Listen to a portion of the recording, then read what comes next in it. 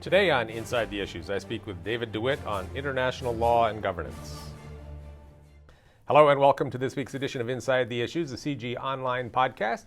I'm David Welch, CIGI Chair of Global Security at the Wellesley School of International Affairs and Professor of Political Science at the University of Waterloo and Senior Fellow here at CIGI. Every week we're pleased to welcome a guest into the studios here at the Center for International Governance Innovation to talk about some timely and important item on the global agenda. And today I'm happy to welcome David Dewitt. Welcome David Dewitt back Thank you. to the program. David is the Vice President for Programs here at CIGI. And today we're going to do something a little bit different, which is to talk more about CIGI and CIGI's programs, but with reference specifically to international legal issues and related items that are on CIGI's research agenda. And the occasion is the recent announcement, very exciting announcement, of the establishment of CIGI's new international law research program.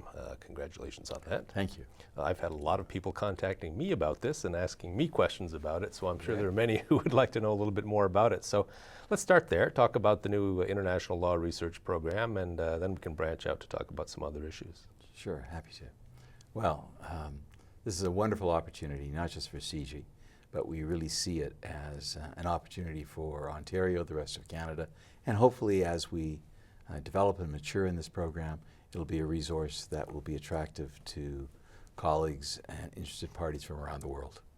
It's unique because it is a freestanding program housed within CIGI that's dedicated to research in initially in three principal areas of international law, and it affords us the opportunity to attract experts from law schools, from the practice of law in the private sector, and from the application and practice of law in governments and international organizations.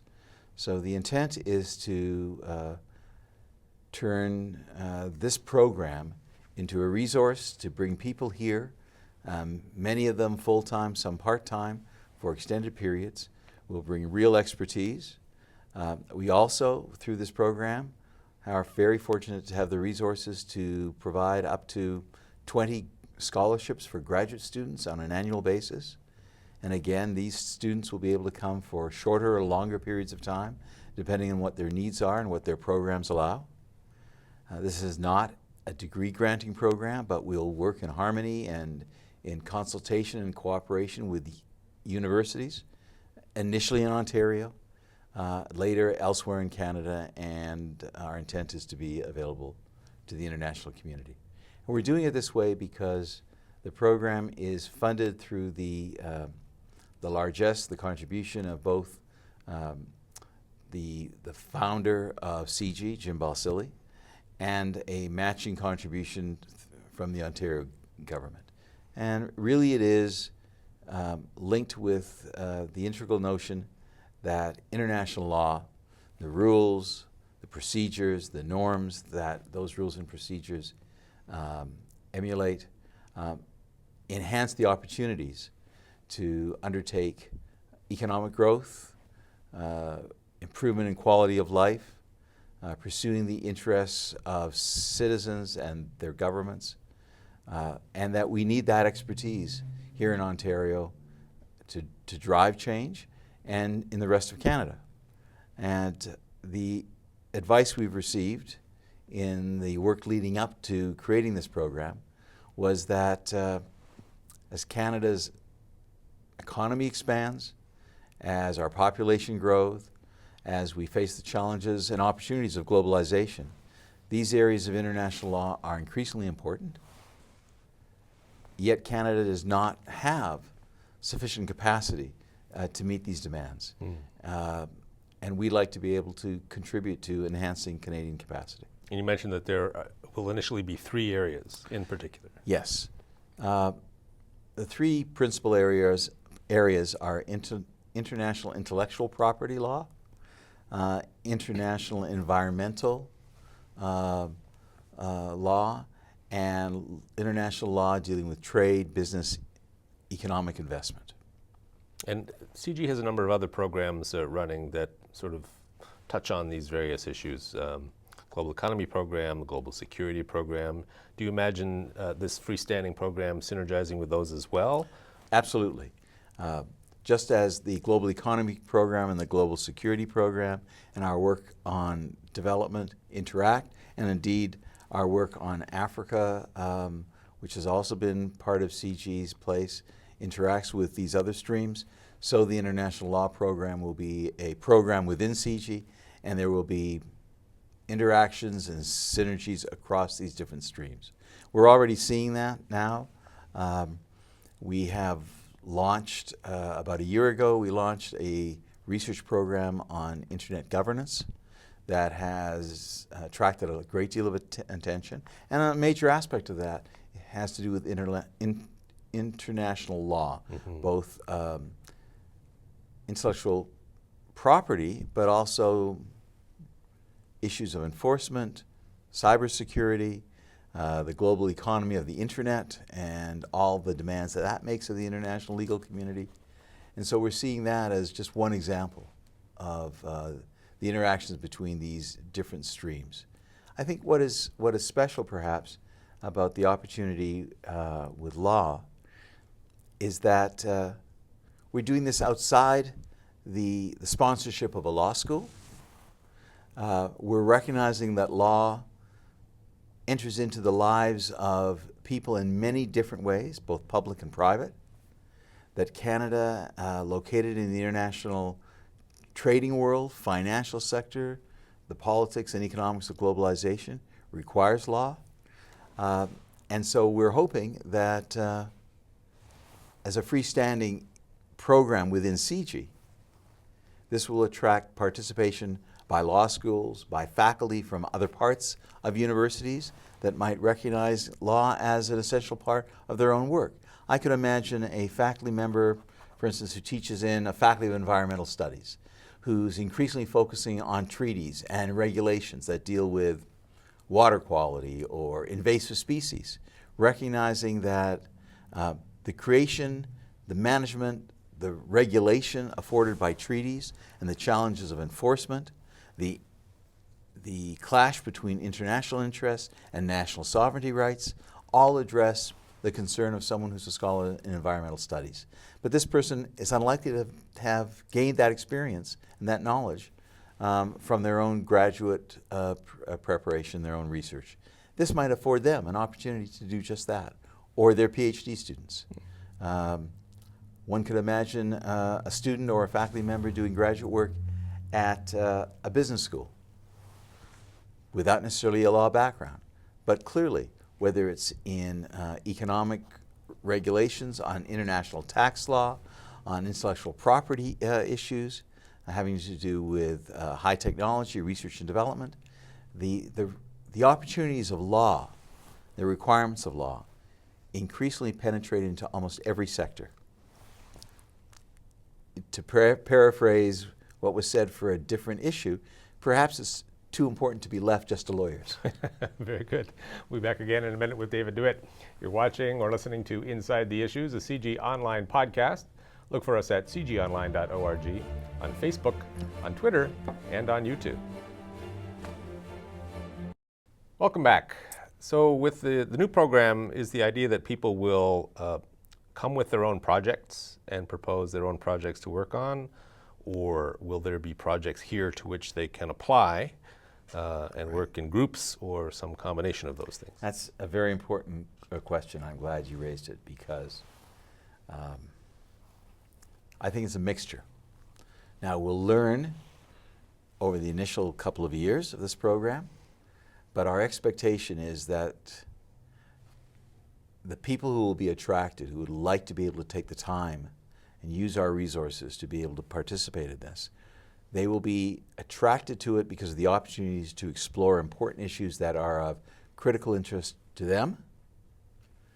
And I would expect that more often than not, those will resonate with us, because our documentation that's on the website will make it clear to anyone who takes some time to look at it the range of interests we are initially concerned with. And they're set forth in pretty broad and general terms: governance, regulation, effectiveness, efficiency, appropriateness, questions around innovation. So it's going to really be up to those experts to come with interesting and exciting ideas that they want to explore and, in a sense, sell those to us. At the same time, we have our own ideas and our own projects that are evolving. And the one I spoke of earlier, Internet Governance, is a good example. It offers an enormous array of opportunity. So I expect that many of our projects will themselves be the kinds of things that draw people to consider spending 6 months or 2 years working with us from their perspective of law or their perspective engaging international law. So I would not presume that it would be appropriate for a think tank to rule anything out from the start, but to really be a place that contested ideas can be explored, that challenges can be engaged, and we're looking at this as a vehicle to provide individuals with a chance to do first-rate research that is explicitly policy relevant. So we recognize that as an academic discipline, legal scholarship is terribly important as a foundation. CIGI's role in this is not directly to enhance the core aspects of legal scholarship. It is to take the best legal knowledge that's available, push it to the boundaries, explore new areas, and keep asking the question, how does this apply to, or how will this impact the practice, whether it's the practice of engaging in treaty making, or establishing a new precedent, or fulfilling a legal obligation, or creating new legal regimes that may be required in areas that we have not yet foreseen. So I think we're going to have a healthy mix of what we might call curiosity and response to things that we're already doing. And we have to be prepared to engage those who come to us to see how it works. I guess my last comment on this, David, would be that as a think tank, unlike a university, one of our differences is that we are interested in public policy impact. So we are interested in helping shape our research agenda. And there are lots of things that people will come that we will say no to, not because they're not worthy, but because they don't fit our needs, and we can only do so much with the resources we have. And so right now we have these 3 pillars, but they're likely to unpack in interesting ways.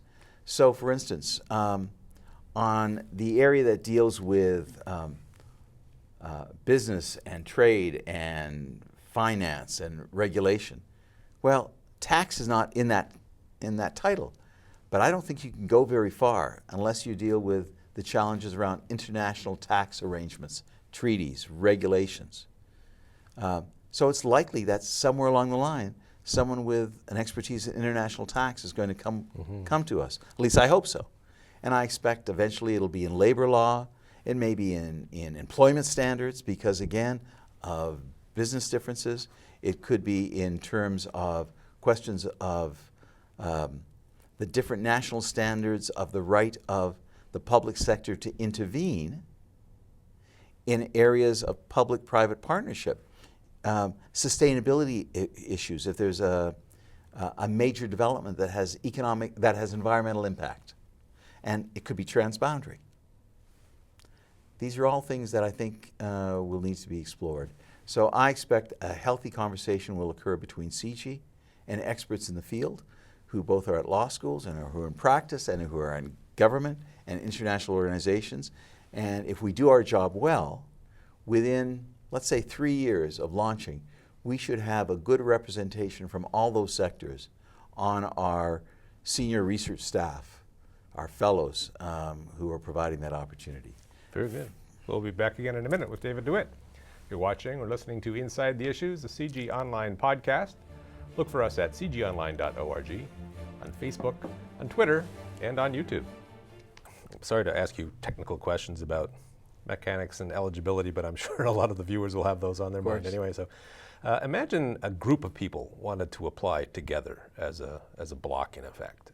Would you be open to that? And would there be any sort of terms and conditions and constraints? For example, would only people from Ontario initially be eligible to apply as a group, or if there were some critical mass from Ontario, but one or two collaborators, say, from the United States or somewhere else?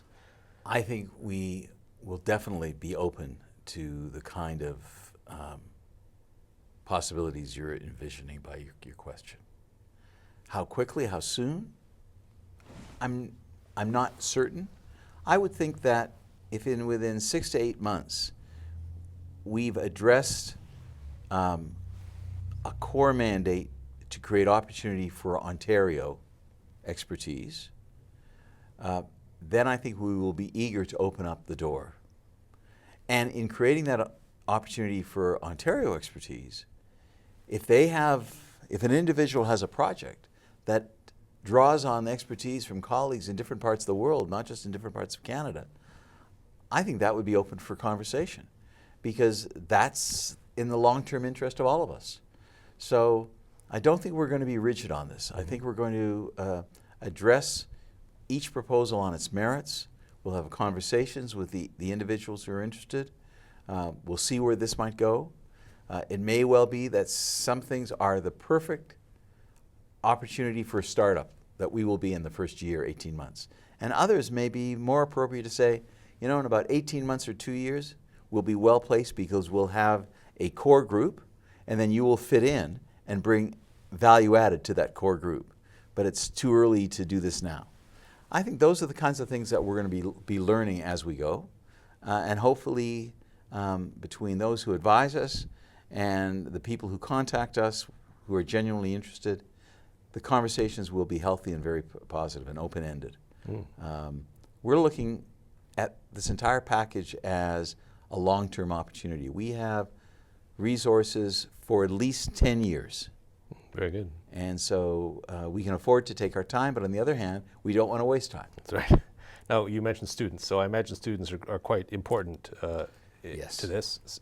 Are you speaking of doctoral students doing academic programs in law and cognate social sciences? We've talked about graduate students. In the early conceptualization of this program, it was principally, perhaps even entirely, law, and it was presumed it would be LLM or PhD students in law. As many might know, but not everyone will realize, you can pursue an LLM or a PhD in law without an undergraduate law degree. You don't have to be a lawyer. And there are people on faculty at law schools who don't have undergraduate law degrees and don't practice law, but are legal scholars. Right. And just as I was referring earlier to opportunities for faculty to come who do not come out of the disciplines in law, but see advantage to learning law, or may already have some law expertise that they want to pursue further. Our interest is attracting exceptionally strong graduate students. Likely the majority of them, at least initially, will come from law faculties, but many of them may come out of business schools, schools of international affairs, graduate departments of political science or economics, or one might imagine even in the humanities because of intellectual property issues, and the digital media, where there's a lot of interdisciplinarity going on. So a PhD student in English literature, but who actually works through the digital media process, might have an interest in this because of intellectual property law related to these new forms of communication. Now, we're not a degree granting program. We don't give credit.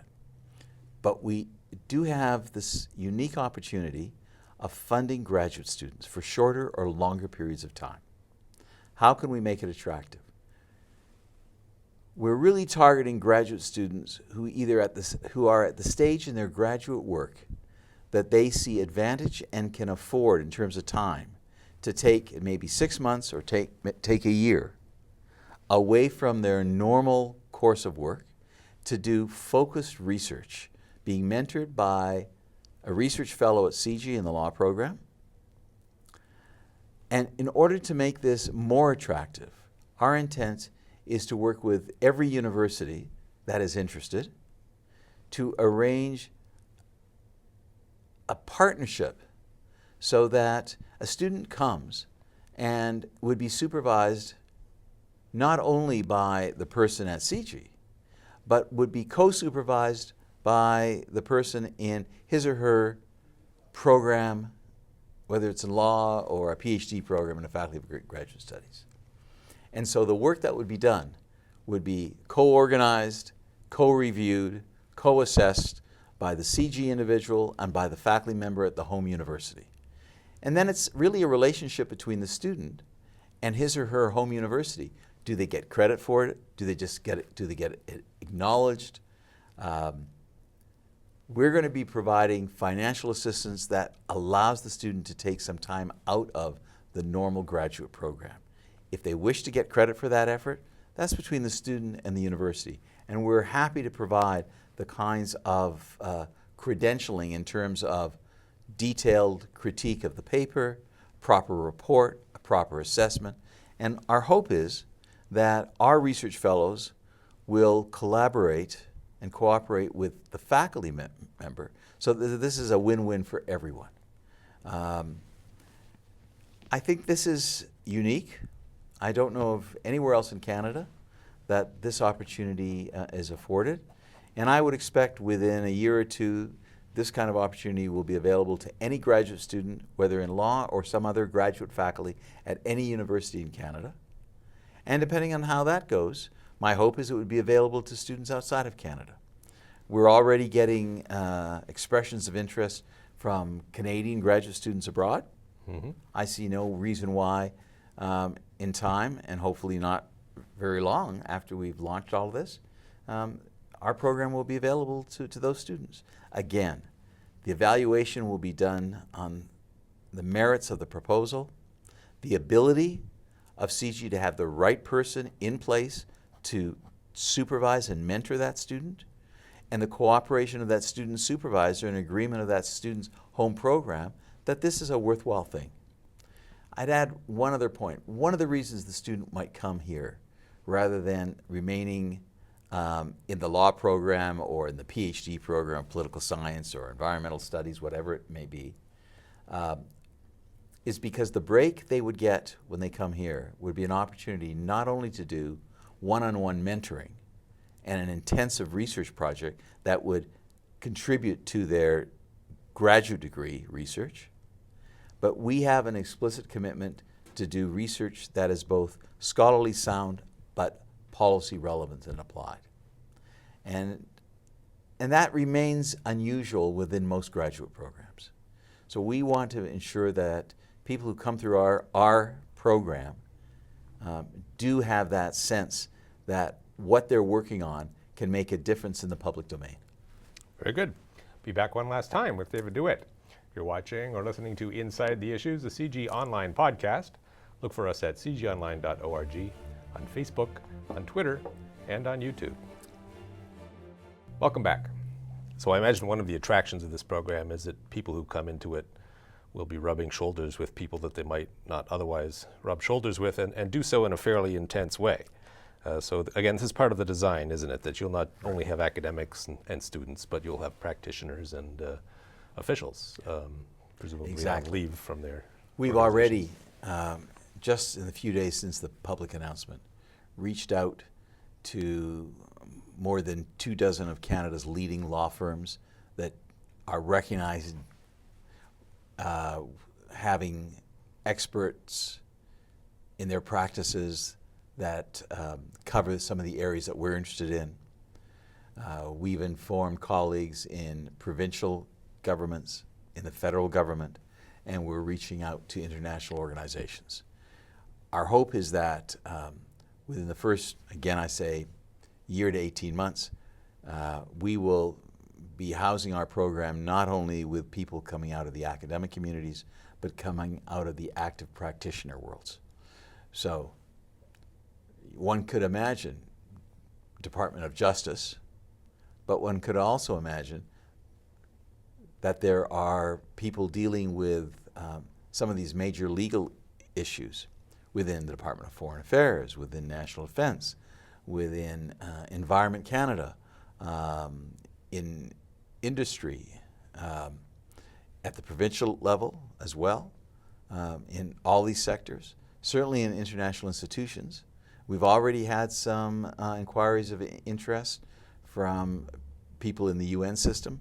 I expect it will broaden to other areas, and we're in touch with them. So again, if this goes well, and if we can help people arrange leaves of absence, for instance, from their current employment, where they could come to CIGI for up to 3 years, when we have a full complement, it should be a very healthy and exciting mix of people from a number of different professional areas, all having in common expertise in relevant areas of international law. Now, will CIGI be providing publication support for people in the program?